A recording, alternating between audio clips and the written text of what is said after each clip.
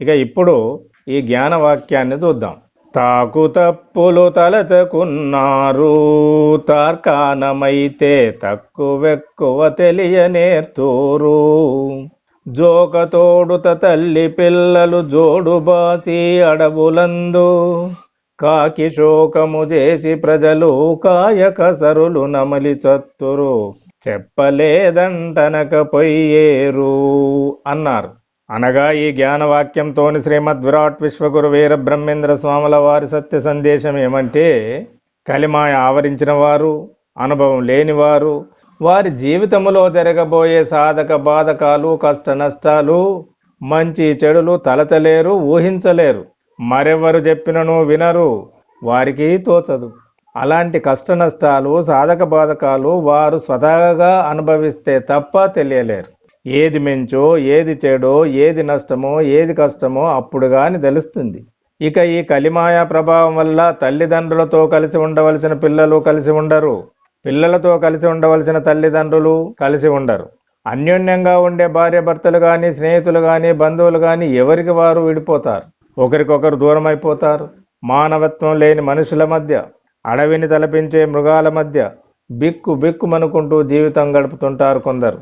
ఏ ఆధారం లేక, రక్షణ లేక, ఆధారం కొరకు, రక్షణ కొరకు ఎదురు చూస్తుంటారు మరికొందరు. అడవుల్లో చిక్కుకొని కొందరు ఆకలి మంటలకు తాళలేక ఆకులు, కాయలు, పిందెలు దొరికినవి తింటారు. తినదగినవి దొరకక తినకూడనివి కూడా తింటూ అనారోగ్యంతో చచ్చే పరిస్థితులు వారికి ఏర్పడతాయి.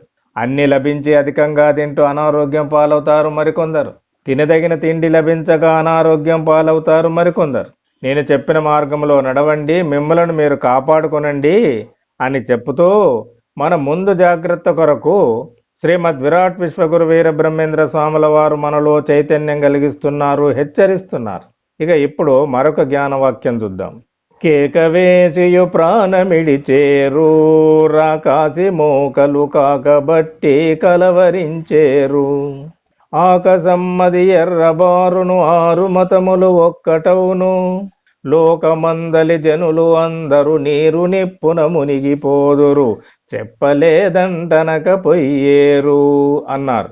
అనగా ఈ జ్ఞానవాక్యంతోని శ్రీమద్ విరాట్ విశ్వగురు వీర బ్రహ్మేంద్ర స్వాముల వారు మనకిచ్చిన సత్య సందేశం ఏమంటే, కలిమాయా శక్తుల ప్రభావం వల్ల కులం, మతం తేడా లేకుండా, చిన్న పెద్ద తేడా లేకుండా అమాయకంగా ప్రజలు ఆహాకారాలతో ప్రాణాలు విడిచే పరిస్థితులు ఏర్పడతాయి.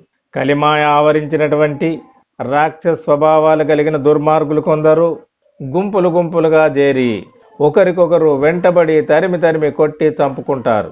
ప్రజలకు భయభ్రాంతులను కలిగిస్తారు. కలుషితమైన పొగతోని, దుమ్ముతోని, ధూళితోని ఆకాశమంతా ఎర్రగా మారుతుంది. కొందరిలో కామం, క్రోధం, లోభం, మోహం, మదం, మాత్సర్యమనేటి 6 దుర్గుణాలు ఏకమవుతాయి. ఇక వారిలో 6 దుర్గుణాలు ఒకటైన తర్వాత ఇంకేముంది, వారు రాక్షసులుగా మారిపోతారు.